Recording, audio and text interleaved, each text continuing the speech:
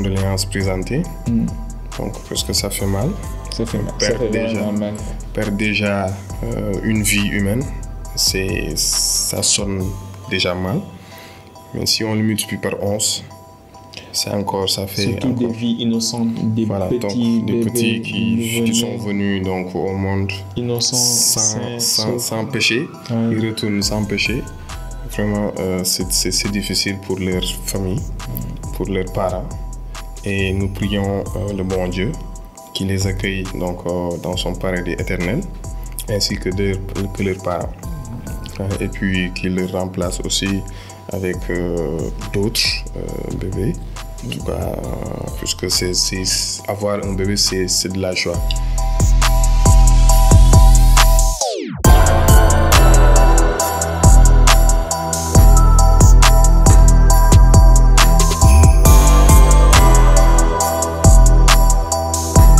Salam, bonjour, Izia à tous et à toutes. J'espère que vous allez bien. Ici your boy Habib Sall aka Serigne Modou Sall.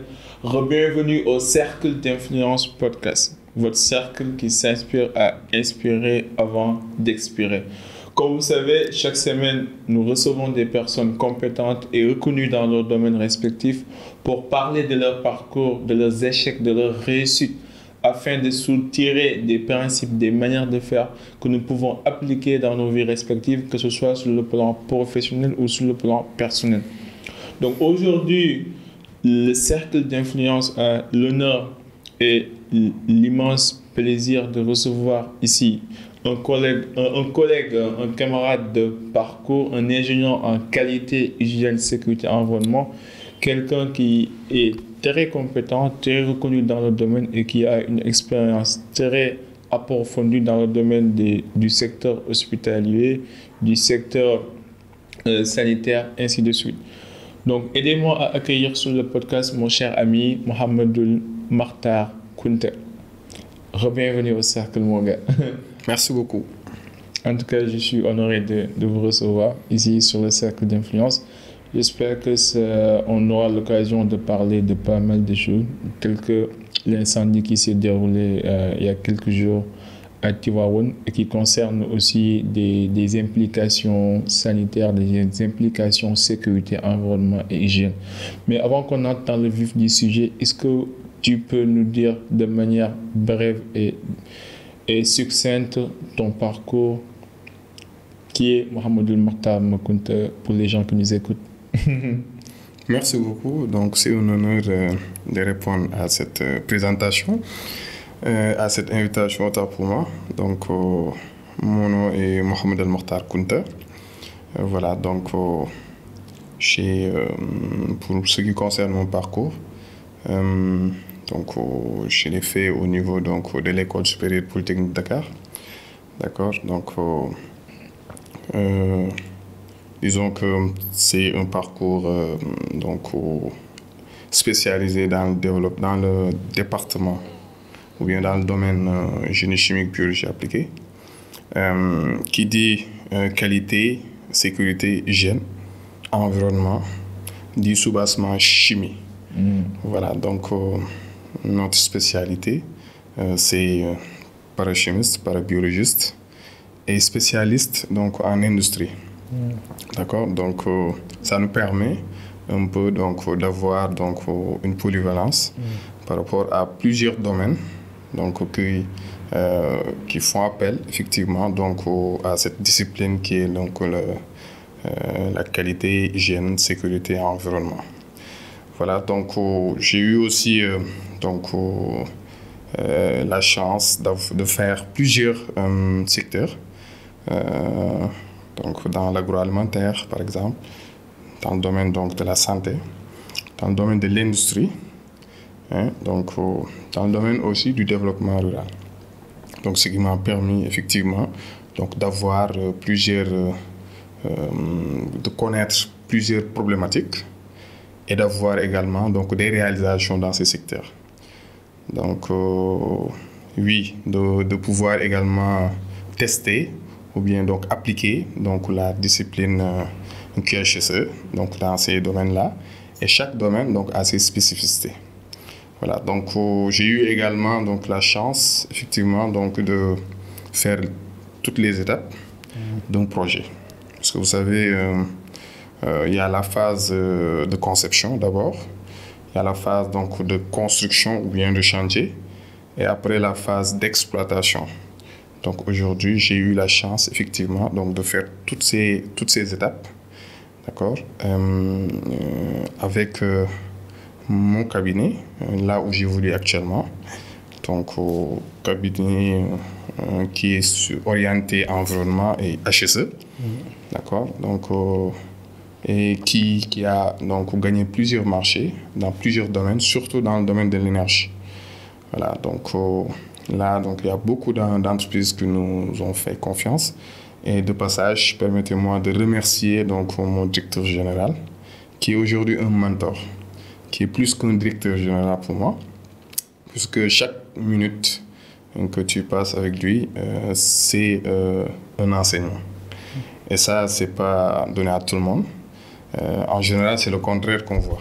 Donc, le technicien conseille son directeur général, mais si c'est l'inverse, c'est-à-dire si le directeur général lui-même est un technicien, d'accord, qui donne donc des orientations donc, et qui te permet effectivement donc, de t'améliorer.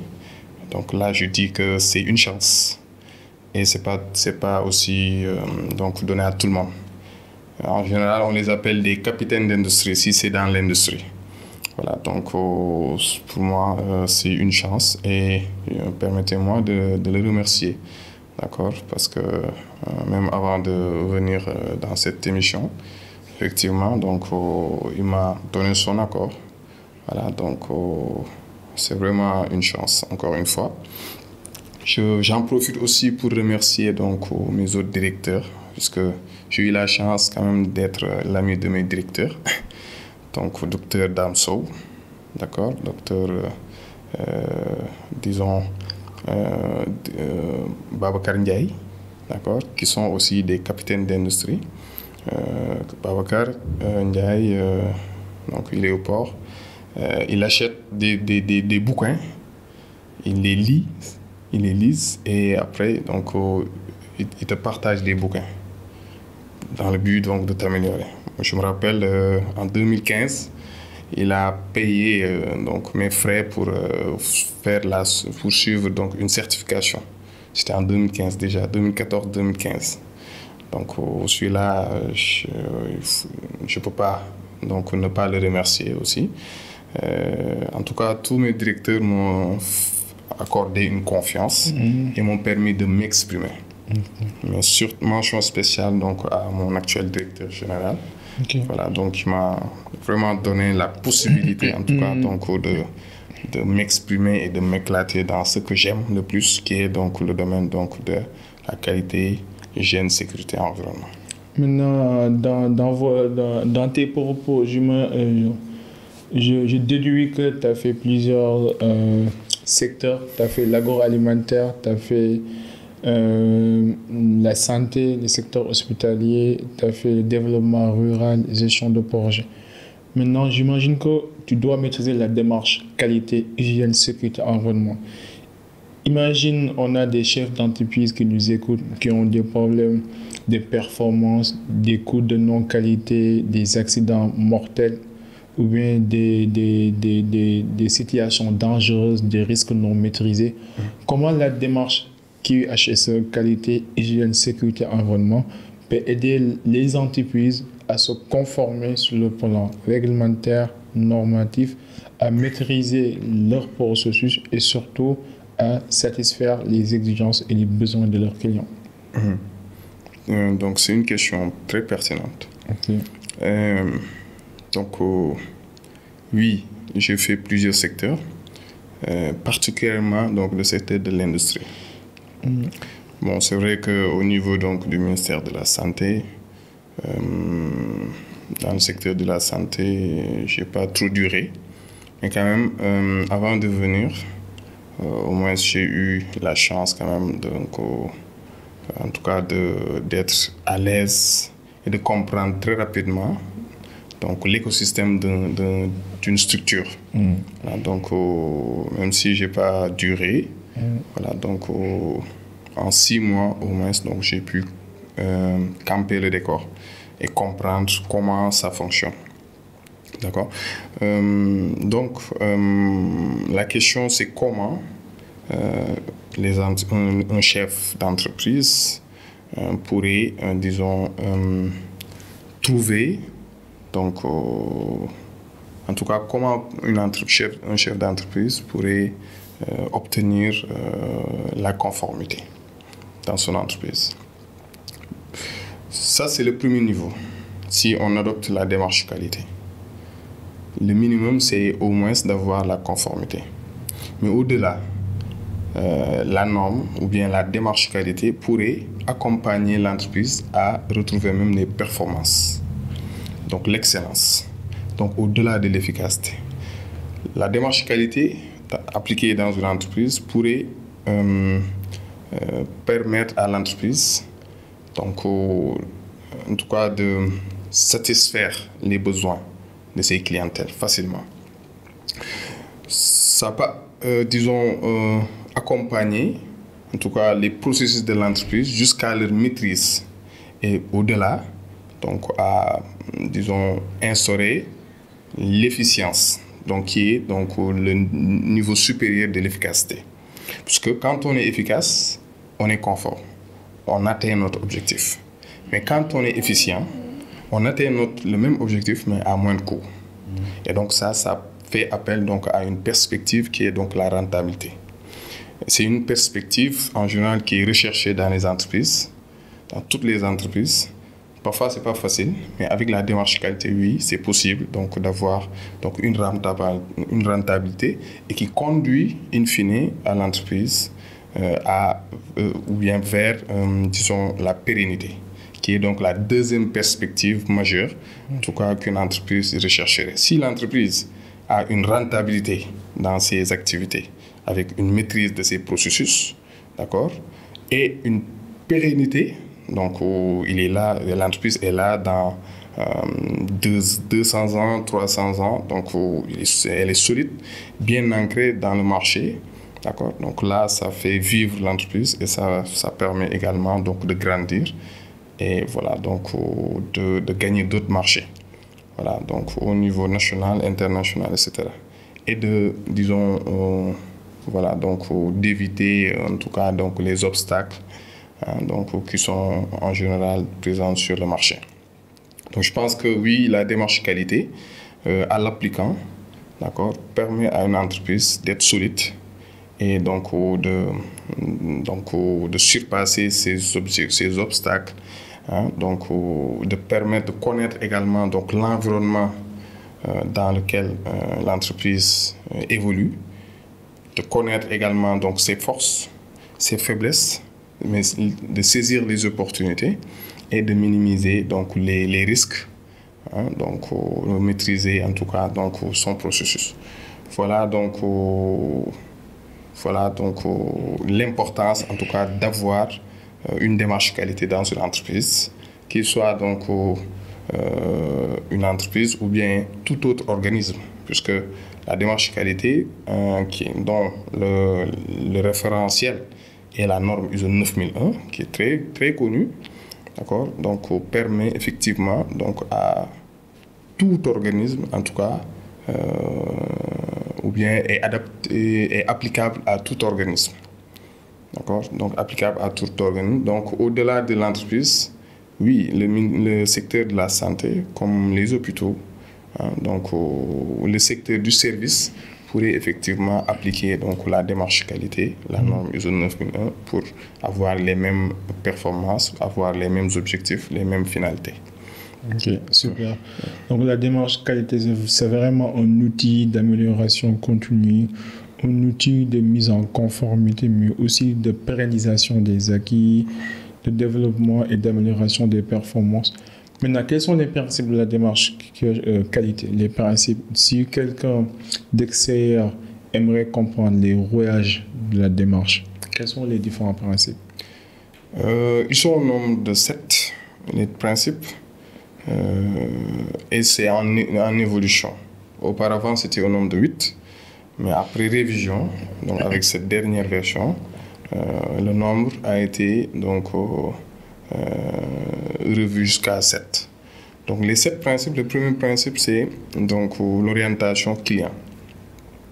Le deuxième principe c'est l'implication du personnel ou bien le leadership.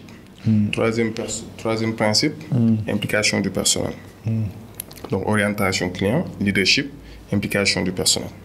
Quatrième principe, donc c'est l'approche processus. Cinquième principe, c'est l'amélioration continue, comme vous l'avez si bien dit. Le sixième principe, donc c'est la prise de décision basée sur les faits. Et donc les faits, des preuves. Ça permet à l'entreprise d'être objectif et de ne pas verser dans la subjectivité. Et le dernier principe est donc la relation mutuellement bénéfique avec les parties prenantes, les parties intéressées. Voilà donc les 7 principes donc de la démarche qualité dans la dernière version donc de la norme. Ces 7 principes-là sont apportés par une norme qui est dans la famille des normes ISO 9000, qui est donc la norme ISO 9000 tout court, donc en sa dernière version de 2015. Voilà donc les 7 principes. Mais de manière concrète, par exemple, si on prend l'approche processus ou si on prend le leadership, si on prend l'orientation clientèle, comment on peut les décliner concrètement au sein d'une entreprise, par exemple, d'après votre expérience? Par exemple, si on prend l'agroalimentaire, vous êtes passé par l'agroalimentaire, vous êtes passé par les hôpitaux, vous êtes passé par le développement rural. Comment on peut les concrétiser réellement dans une entreprise? Dans une entreprise, que ça soit donc dans le domaine de l'environnement, que ça soit parce qu'actuellement je suis donc dans un cabinet d'environnement. Je suis en train même d'accompagner en tout cas ce cabinet-là vers l'implémentation donc de la démarche qualité. On peut prendre cet exemple par exemple.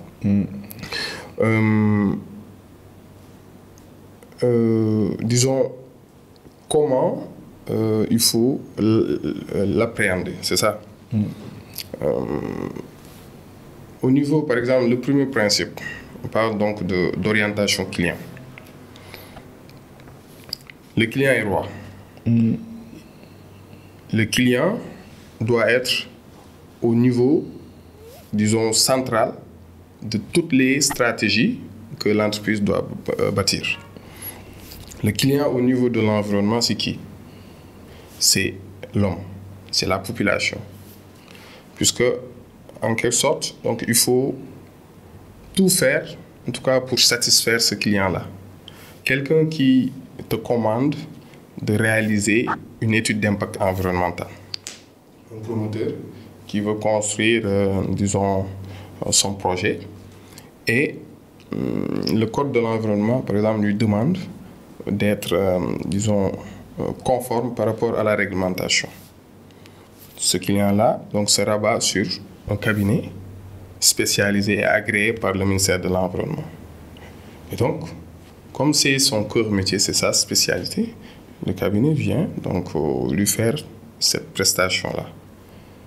D'accord? Donc, après, il faut prendre toutes ces exigences et les traduire. D'accord? Il faut prendre tous ces besoins, ce sont ces exigences, et maintenant les traduire en exigences internes. Et donc, essayer maintenant de satisfaire ces exigences-là, une par une. Okay. Et in fine, effectivement, donc, toutes les orientations, toutes les, disons, décisions, toute la stratégie, d'accord, et tout le service, en tout cas, devrait être évalué vers, en tout cas, la satisfaction de ce client-là, qui est, disons, celui, en tout cas, qui nous permet, en tout cas, de vivre et de faire donc notre marché. Okay. Ça, c'est l'orientation client. Okay. Voilà. Donc, sur le plan leadership, vous savez, la norme demande à tout organisme qui applique cette norme, d'accord, donc de de développer un certain leadership. Ok. Parce que la qualité, si par exemple le leadership ne porte pas la qualité, s'il n'y a pas un engagement au plus haut niveau, d'accord, c'est ce que cela témoigne, c'est ce que cela veut dire, leadership. S'il n'y a pas de leadership, s'il n'y a pas un engagement au plus haut niveau, qui est la direction générale en général, parfois les ressources ne sont pas au rendez-vous. Et vous savez, on ne peut pas faire de résultats sans les ressources nécessaires. On ne peut pas faire de résultats aussi si on n'a pas une bonne vision. On ne peut pas faire aussi de résultats escomptés si, par exemple, les objectifs ne sont pas définis. Donc, c'est pourquoi la norme exige aux entreprises de développer un certain leadership.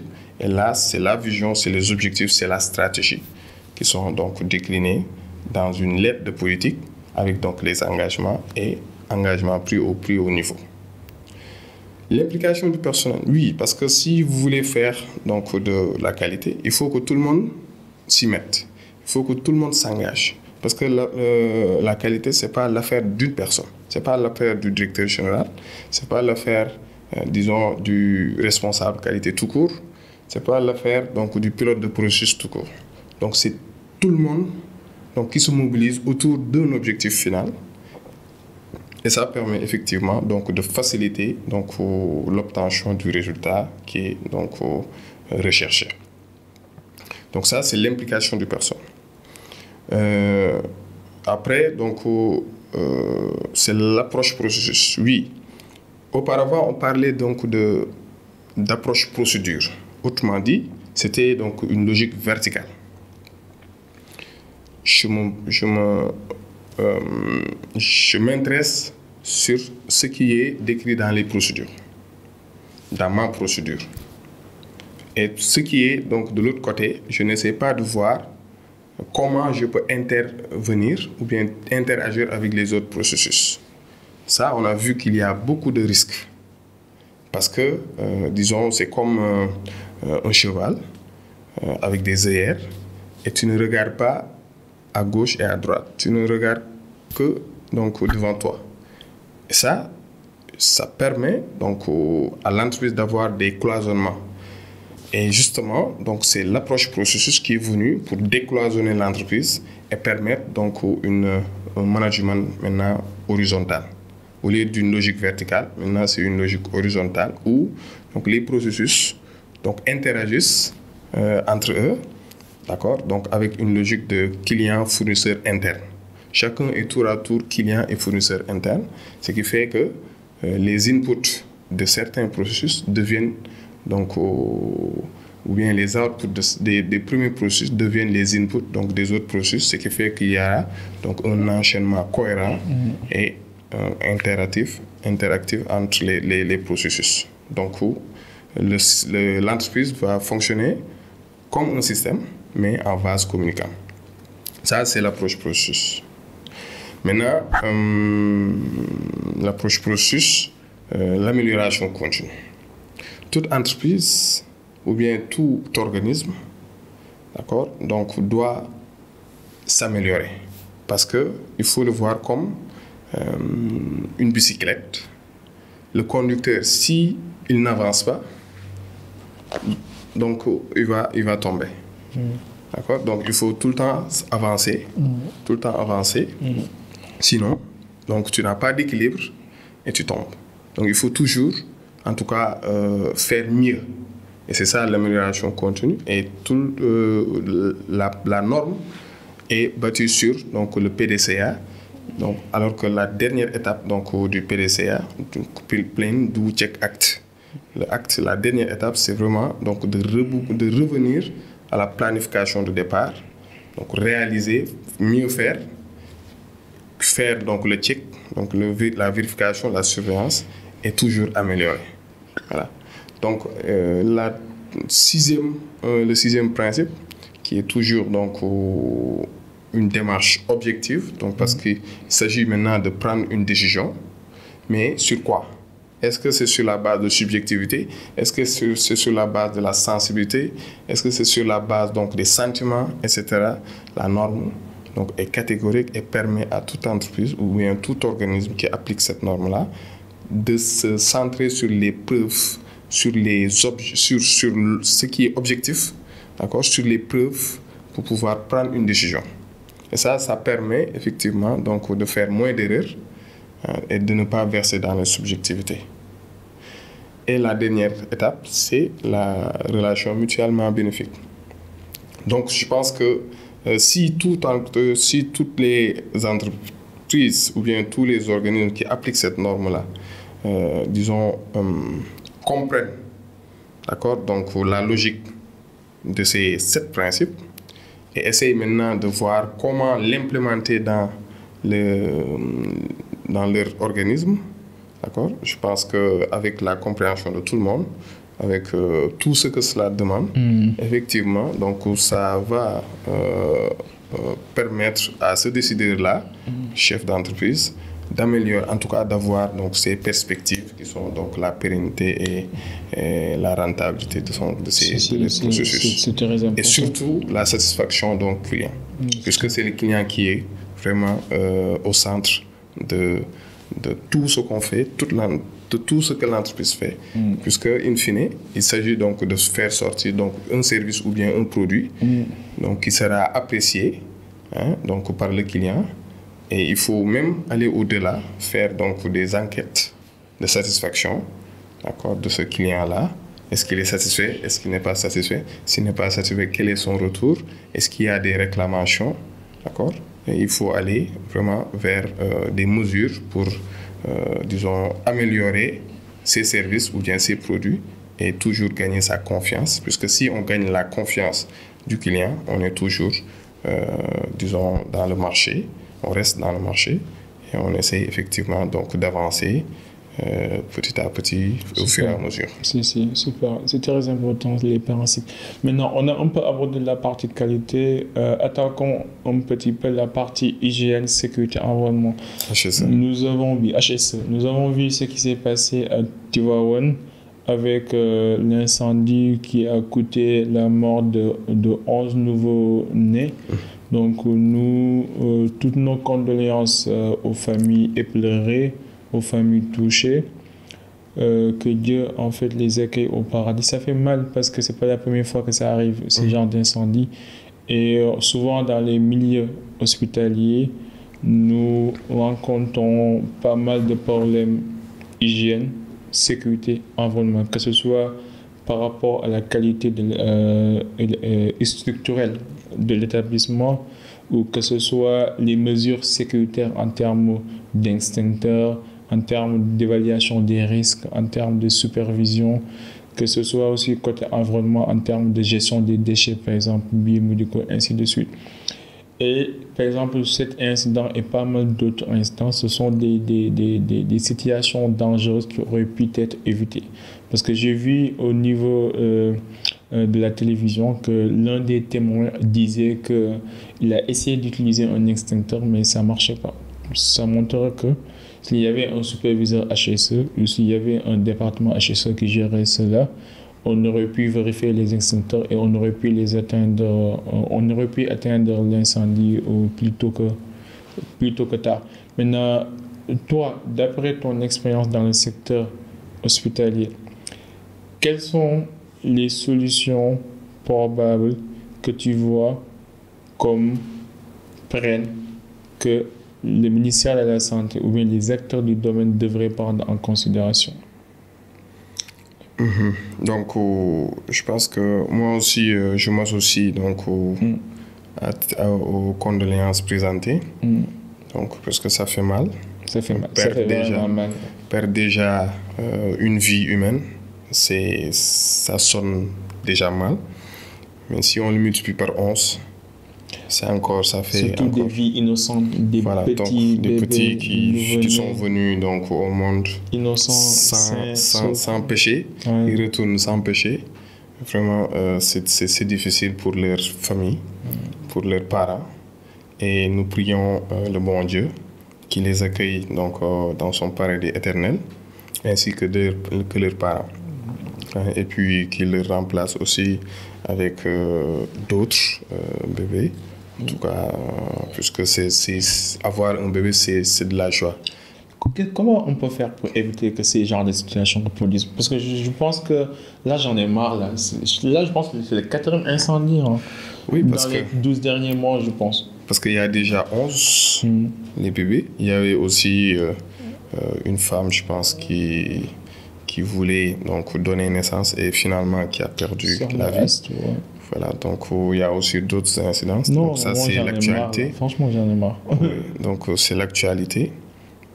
Et donc, je présente mes condoléances donc, aux familles éplorées. Mais en même temps, donc, je rends un vibrant hommage donc, au ministre de la Santé qui vient d'être limogé. Et donc, pourquoi tu rends hommage? Oui, parce que, en fait, bon, tu sais, c'est la responsabilité. Donc, c'est le devoir donc, de responsabilité. Parfois, donc, au niveau opérationnel, quand il y a un incident ou bien un accident, la personne morale, c'est donc le chef d'entreprise ou bien donc celui qui est le responsable du secteur.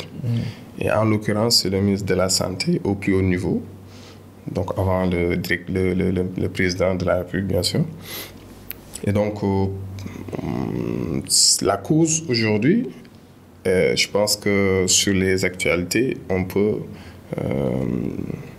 noter que c'était un court-circuit. Donc, ouais. Est-ce que là, c'est sujet à discussion?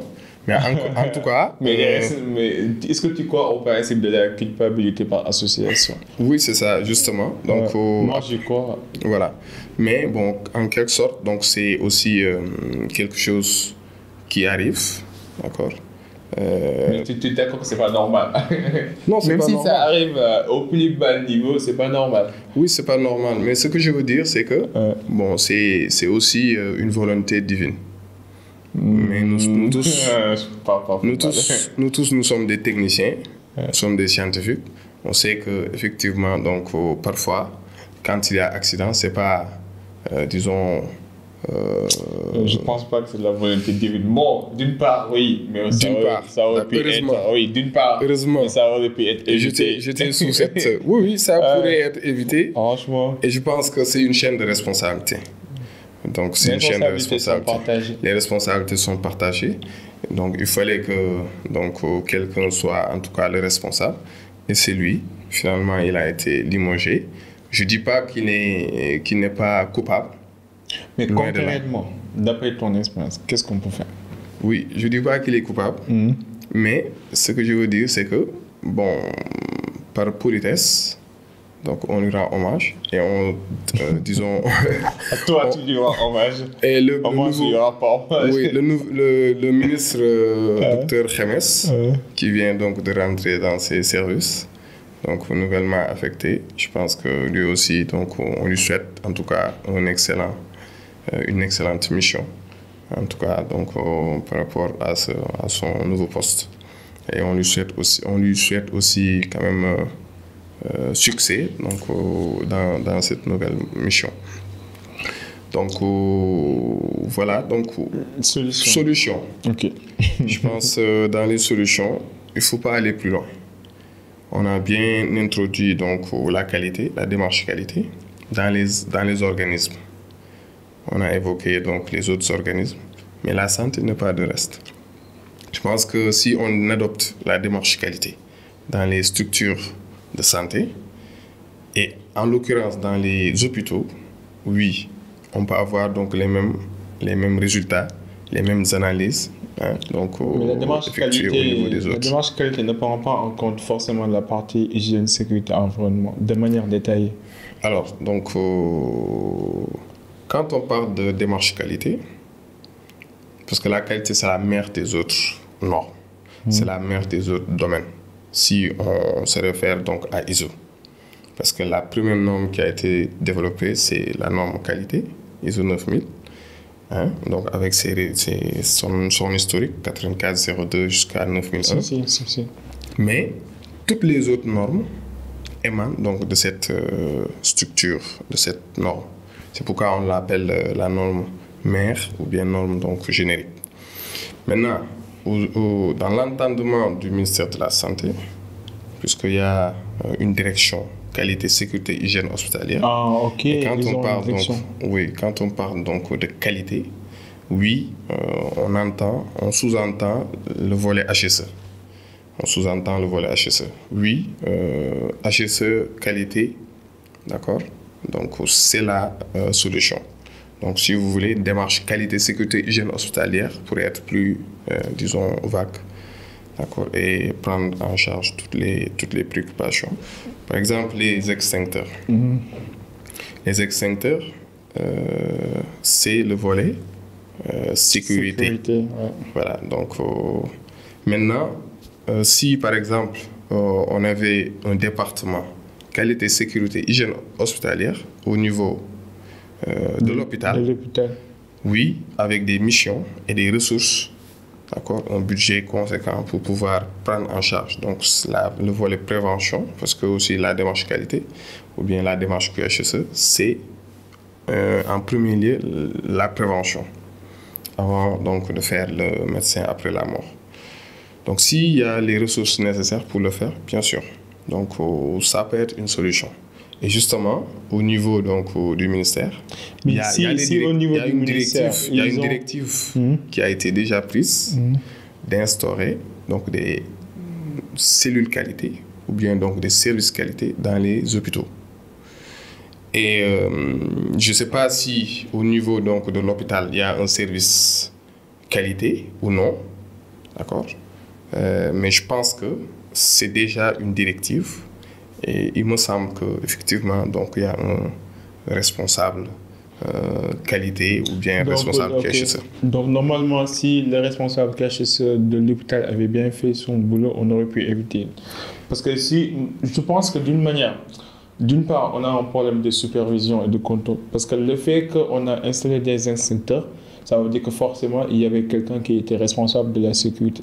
À moins que ça soit installé dès le départ, parce que ça faisait partie parmi les normes de conformité d'un milieu hospitalier. Oui. Mais bon, qu'est-ce que tu en penses? Oui. Est-ce que tu penses qu'on avait implanté, on avait installé ces extincteurs parce que ça faisait partie parmi les normes de l'établissement ou on les a installés parce qu'il y avait un superviseur HSE, ça faisait partie d'une démarche HSE qui émane de la direction qualité, hygiène, sécurité hospitalière du ministère de la Santé. Oui, donc, comme je l'ai dit, le volet HSE, d'accord, donc parfois les jargons ne sont pas les mêmes. Au niveau du secteur, quand on parle de cellules qualité, tout ce qui est volet sécurité, hygiène hospitalière est déjà prise en compte, même la gestion des déchets.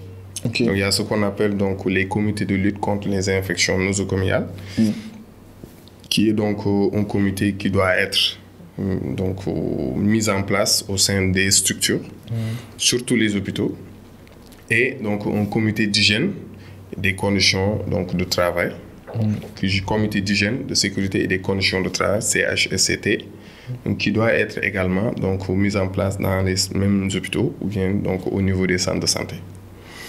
Donc ça, c'est apporté par un autre décret, donc le décret du Code du travail. Et donc les clins sont apportés par un décret signé par le ministre de la Santé. Donc c'est deux textes réglementaires. Maintenant, si par exemple on a ces comités-là, qui ne sont pas forcément appelés comité HSE, mais on sous-entend que c'est cela, englobé dans une cellule qualité, oui, avec des missions, ça peut aller. Maintenant, je ne veux pas faire de diagnostic. Je comprends. Voilà, je ne veux pas faire de diagnostic, puisque peut-être il y a déjà l'IGE, et donc d'autres démembrements. Il y a une enquête en cours. Aussi, il y a une enquête en cours, un diagnostic général des néonatalités, voilà. Des néonatalités dans tout le pays. Voilà. Et puis, je n'ai pas vraiment fréquenté donc, l'hôpital en question.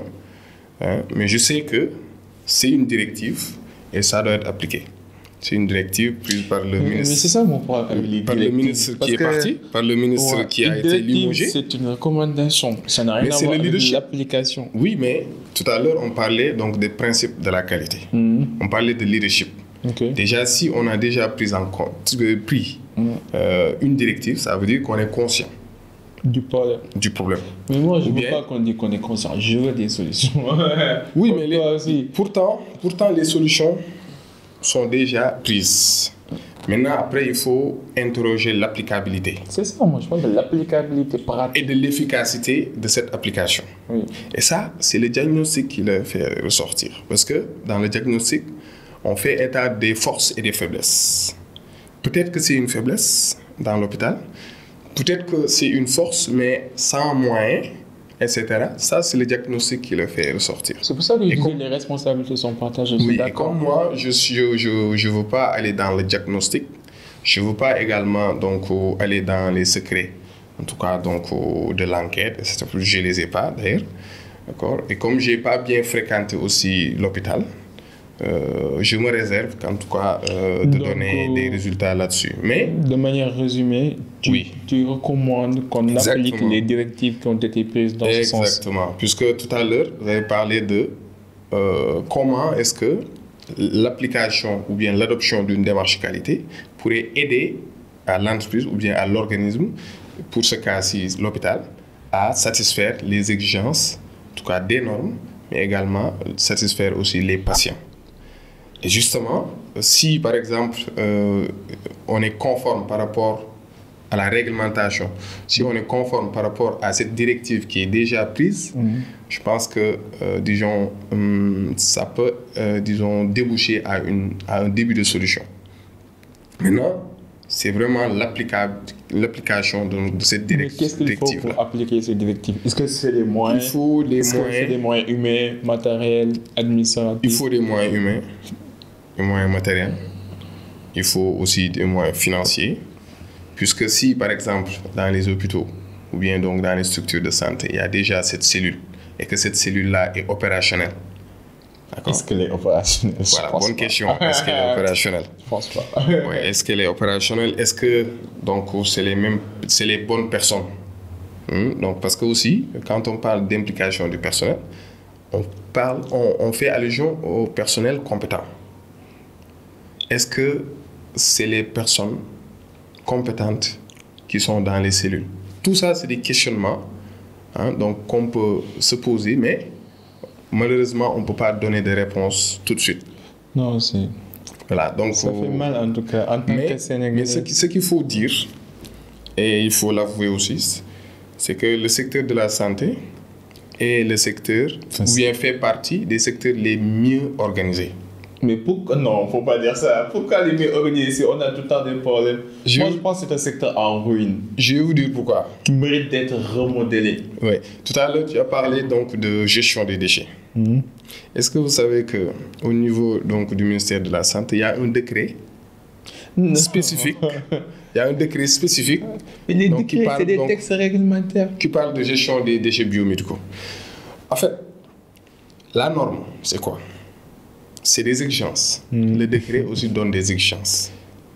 Qui doivent être vérifiées, inspectées et contrôlées par un démembrement étatique. Ça, c'est le deuxième niveau. Mais ça ne se fait pas. Ça, c'est le deuxième niveau. Donc, ça n'a rien à voir. Donc, ça n'a aucune pertinence de mettre en place des décrets si derrière, il n'y a aucune inspection, il n'y a aucun organe de contrôle qui vérifie que ce qui est dit par le décret est respecté par les employés.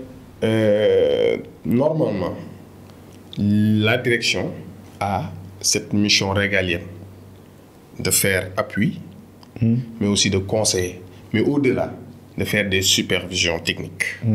Et le ministère le fait.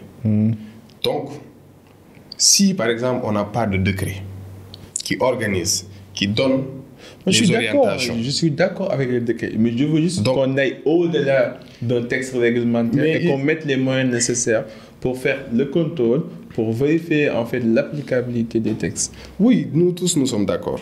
Maintenant, ça, c'est au plus haut niveau. C'est pas au niveau même du ministère. C'est au niveau de la fonction publique ou bien au niveau... C'est au niveau du ministère, ça. C'est au-delà. Comment c'est au-delà? Parce que, par exemple, si je disais que le secteur de la santé fait partie des secteurs les mieux organisés. Ok, explique. Parce que on te dit que, par exemple, il y a un ratio qu'il faut respecter entre le personnel soignant et la population. Donc, sur chaque pays... Ok, mais qu'est-ce que ça a à voir avec les problèmes qu'on crée, avec les problèmes que les populations ont? Moi, j'étais sur le plan organisation. Ok, vas-y. Et quand je dis mieux structuré, c'est sur le plan organisationnel. Ok. Quand on parle d'organisation, parce que si la norme ISO 9001, c'est vraiment l'organisation, n'est-ce pas? La démarche qualité, c'est d'abord l'organisation. Ok.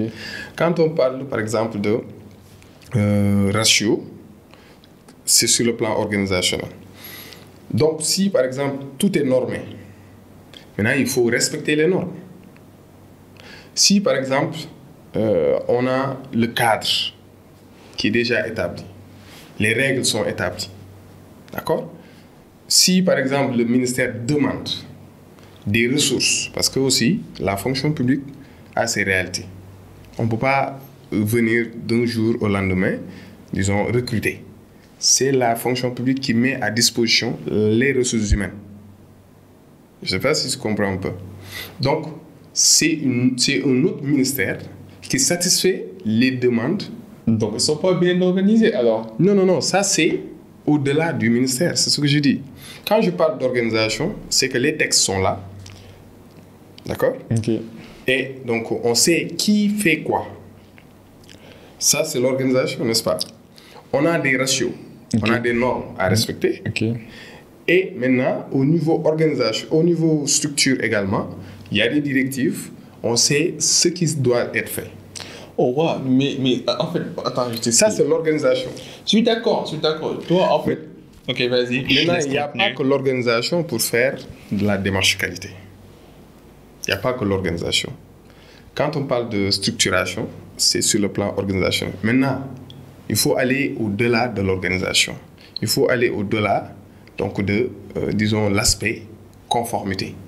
Autrement dit, si l'organisation est réussie, il faut les moyens. Mais comment l'organisation peut être réussie si, en fait, à la fin du genre, à la fin du processus, à la fin des activités, on a des erreurs, on a des incendies, on a des problèmes.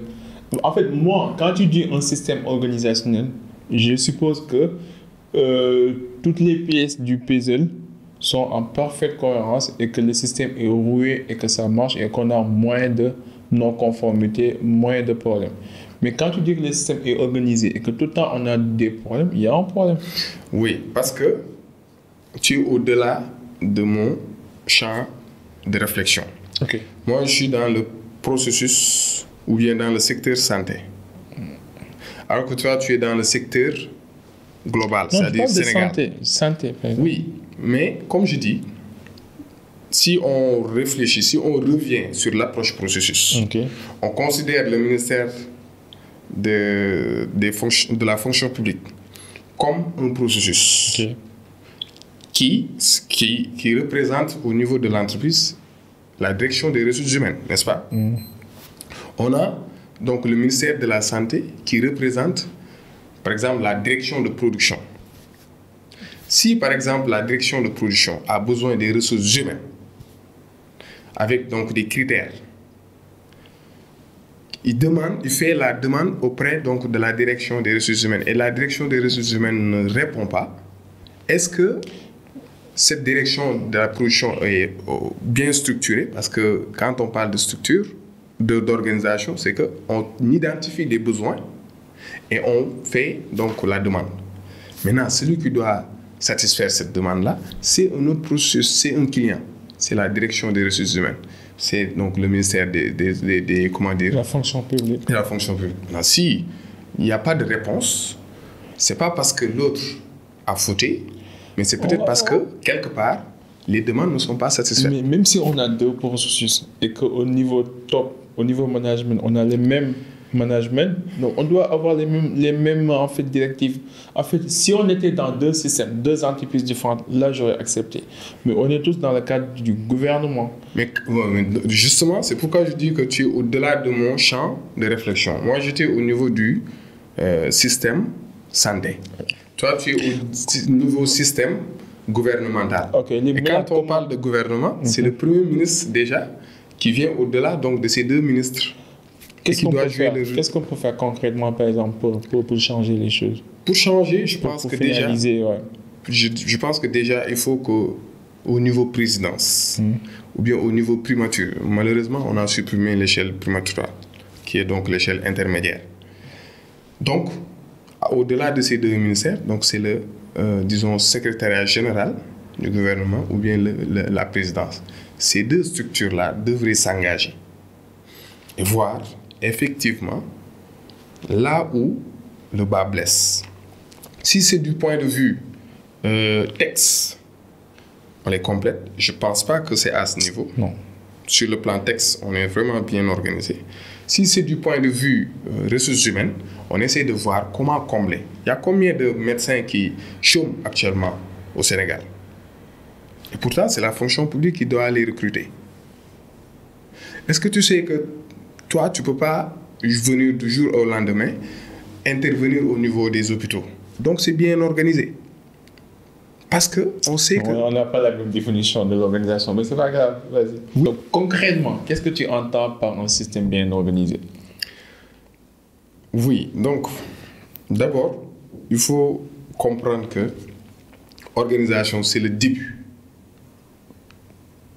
D'accord? Donc, c'est la première étape pour avoir un résultat satisfaisant. Je pense que si je t'entends parler, tu es au niveau déjà des résultats. Je suis d'accord. Si on se base sur les résultats, on sait qu'il y a un problème sur le système. Ouais. Et c'est dans tout le système d'ailleurs. C'est ce que je dis exactement. Surtout que nous sommes dans une approche systémique. Et si on est dans une approche systémique, on va jusqu'au niveau présidence. Puisque aujourd'hui, qui a pris la décision de limoger ou non? C'est le président. C'est le président. Donc c'est l'approche systémique. Et le système, là, devient plus global que mon système. Mon système, c'était vraiment au niveau santé, c'est-à-dire ministre de la Santé et ses démembrements. Donc ministère, ses directions, d'accord? Moi, je vois ça comme un tout. Et donc les hôpitaux qui sont donc le niveau opérationnel. Okay. Donc là, si on réfléchit secteur santé, donc ministère jusqu'au niveau hôpitaux, là, l'organisation est bien, donc en tout cas, est au rendez-vous. Et à ce niveau, je vais te donner un exemple. Au niveau de l'hôpital, on a ce qu'on appelle les comités de gestion au niveau stratégique. On a également les comités de gestion au niveau opérationnel. Si on identifie les parties prenantes, ouais. donc autour du patient et de son accompagnant, on a l'administration de l'hôpital qui est gérée par la direction de l'hôpital. C'est ce que tu dis là, c'est comme si tu dis... dans l'organisation. Maintenant, au niveau, disons, autour donc du directeur, il y a, disons, un conseil d'administration. D'accord? Au-delà, il y a d'autres comités. Okay. Mais je les entends par comité de gestion au niveau stratégique. Comité d'orientation, tout ce que vous voulez. Parce qu'on a tous les ingrédients qu'on peut faire une belle sauce, je veux dire, qu'on peut faire un plat délicieux, quoi. Oui, laissez-moi terminer. Maintenant, au-delà de ces comités opérationnels et de gestion, donc il y a les médecins qui sont les prestataires. Il y a aussi, disons, le personnel de soutien qui assure donc le support nécessaire. Si, par exemple, on revient à la qualité, on parle là de processus de réalisation, processus de support, processus de management. Voilà donc les trois entités. Administration, comité de gestion stratégique, processus, ils sont donc dans le management.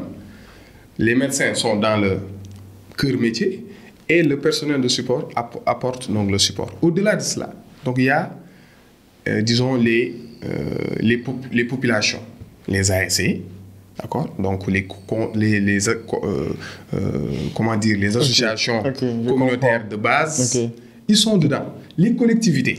Je suis d'accord. Voilà, donc tout ça, est-ce que par exemple, toutes les parties prenantes qui devaient prendre en compte, qui devaient intervenir au niveau de l'hôpital, est-ce qu'ils sont identifiés? Oui, la question est oui.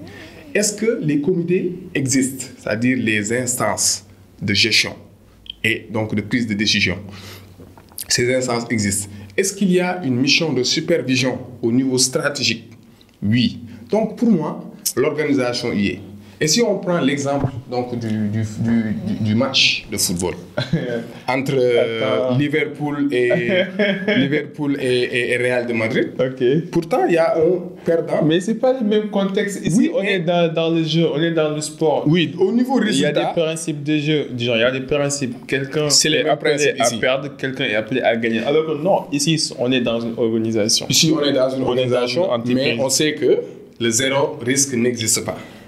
Mais je suis d'accord. Voilà. Ce que tu me dis là, c'est comme si tu dis, tu construis un avion, tu mets en place tous les équipements nécessaires et tu le fais voler et tu espères que ça va aller à la destination voulue. Non.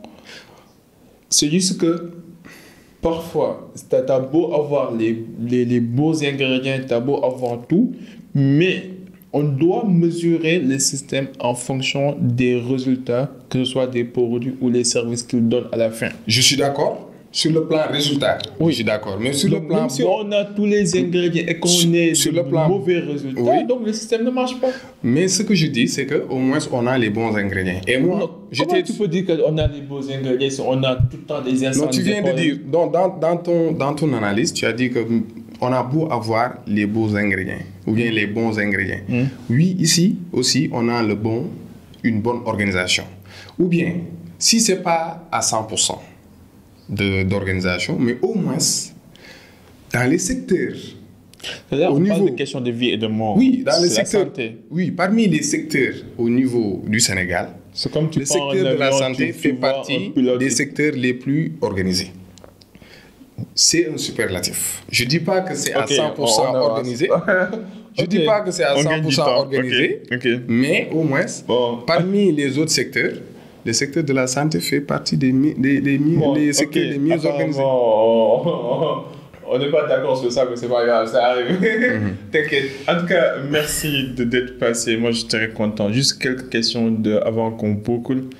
Est-ce que tu as connu un échec particulier dans ta vie? Et qu'est-ce que tu as appris de cet échec? Oui, donc comme tout humain, donc on a des échecs et des expériences réussies. Voilà, donc, mais moi, en tout cas, je ne sais pas si c'est partagé avec les autres, mais moi, ma conviction est que il n'y a pas d'échec chez moi. Donc, tout est une expérience qui va servir, disons, dans le futur. D'accord? Donc, j'ai connu plusieurs échecs. D'accord? Je suis d'accord parce que je suis humain.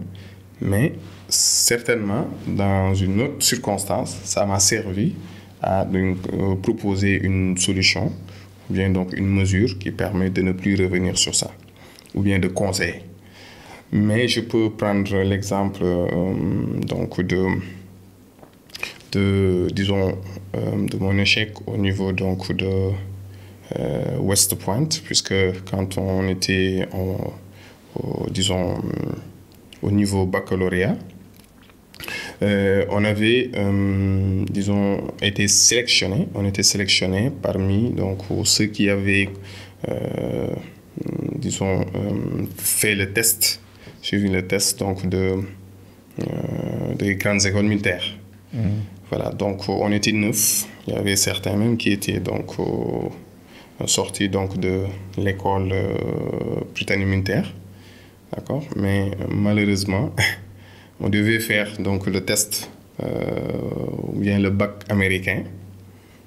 pour aller donc à West Point et évoluer là-bas, puisque c'était des bourses qui étaient accordées par l'armée américaine, donc à l'armée nationale sénégalaise, puisque paraît-il que les Sénégalais qui étaient là-bas étaient très brillants. C'est la raison pour laquelle donc, nous, on a été shortlistés. Mais malheureusement, personne d'entre nous n'est parti. C'est un échec. Puisque quand on réfléchit, résultat, bien sûr. Mais est-ce qu'on était bon ou est-ce qu'on n'était pas bon? Bon, après, ouais, je comprends. Voilà. Donc, mais ce qui est paradoxal, c'est que personne d'entre nous, on était bon déjà au niveau bac, puisque déjà nous tous, on avait le baccalauréat, donc d'office, mais personne n'est parti. C'était étrange. Mais heureusement, le destin l'a voulu. Le destin l'a voulu comme ça, voilà. Et heureusement, comme j'avais déjà aussi suivi le test donc de l'école polytechnique, j'ai été retenu. Super, super. Donc il y avait c'était deux concours. Donc le a échoué, l'autre donc a réussi. Et là, je remercie déjà le bon Dieu, donc de m'avoir gardé, puisque quelque part je me disais que si j'avais réussi le concours des grandes écoles militaires et je suis parti, d'accord, peut-être que sur le front des combats, on t'envoie en mission dans un truc, dans une guerre, et finalement tu perds la vie. Je comprends. Et justement, donc il y a une ayat, d'accord, donc du Coran qui dit Asa an takrahu shay'an fa huwa khayrun la wa asa an tuhibbu shay'an fa huwa sharrun la. Donc quelque part, quand j'ai découvert en tout cas ce verset là, ça m'a apaisé. Et heureusement, il y avait aussi le concours donc de l'ENSUT que j'ai suivi jusqu'à devenir ce que je suis. Et c'est le moment aussi de remercier donc tout le corps professionnel, parce que je pense que c'est une formation de qualité, et Dieu merci. Super, super. Et ce que vous venez de dire en arabe, ça signifie que parfois vous avez beau vous voulez quelque chose, vous avez beau vouloir quelque chose de bien alors que c'est mauvais pour vous, et parfois vous pouvez beau vouloir quelque chose de mauvais alors que c'est bien pour vous. Donc c'est pour ça que quand vous demandez Dieu, vous demandez à Dieu. Toi aussi tu es un imam. Non, quand vous demandez à Dieu, vous demandez à Dieu ce qu'il y a de mieux pour vous, pas ce que vous voulez actuellement. Maintenant, dernière question, quelle influence aimeriez-vous laisser dans ce monde? Quelle influence aimerais-tu laisser dans ce monde? Dans ce monde de manière générale. Quelle inspiration, quelle influence, quel impact aimerais-tu laisser avec tout ce que tu fais, que ce soit avec les cabinets, l'agroalimentaire, l'industrie, le développement rural? Peut-être un conseil. Un conseil à ceux qui nous suivent, et surtout à nos jeunes qui évoluent dans le même secteur que nous et qui ont suivi la même formation que nous.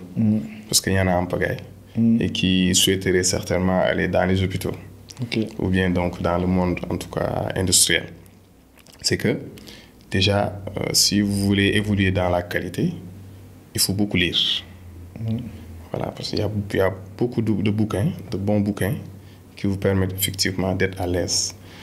L'autre aspect, c'est qu'il faut s'entourer de mentors. La qualité, ce n'est pas ce qu'on voit dans les normes. Donc une lecture, disons, mécanique. D'accord? Donc il faut aller au-delà de ce qui est écrit, puisque c'est déjà la compréhension de l'organisation. Donc il faut appréhender, disons, l'écosystème, l'environnement de l'organisme pour pouvoir réussir votre démarche qualité.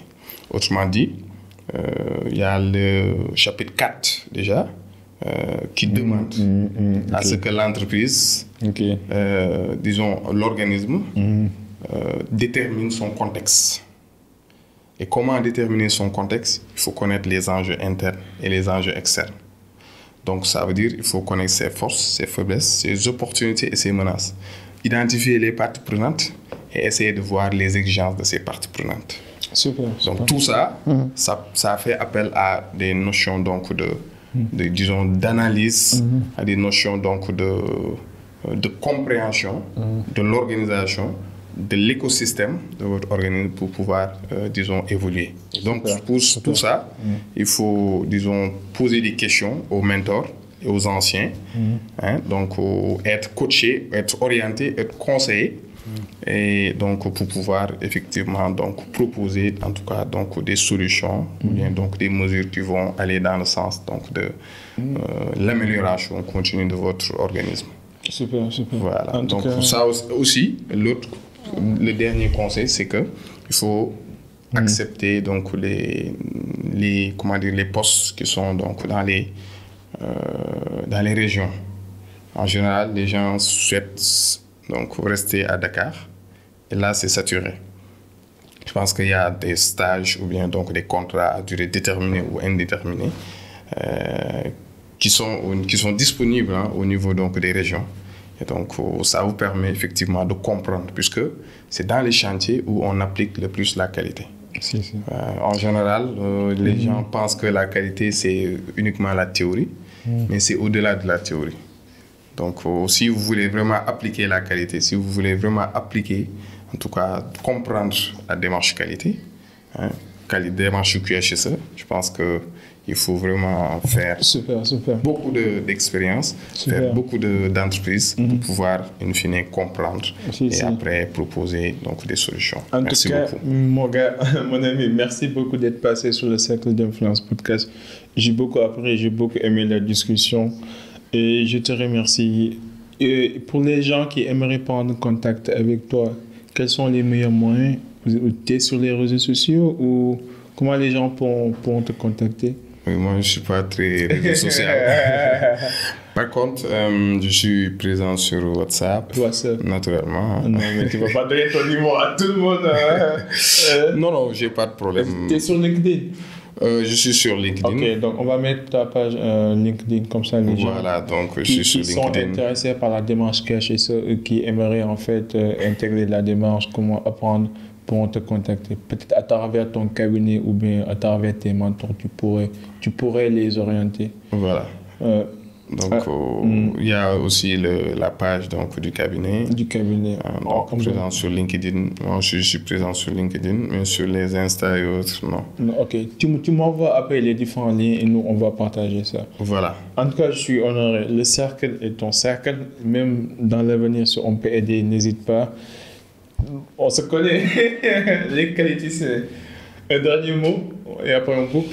Voilà, donc en tout cas, merci beaucoup de m'avoir donné la possibilité, en tout cas, donc, de m'exprimer, puisque parfois, quand on est dans le système, on ne peut pas s'exprimer.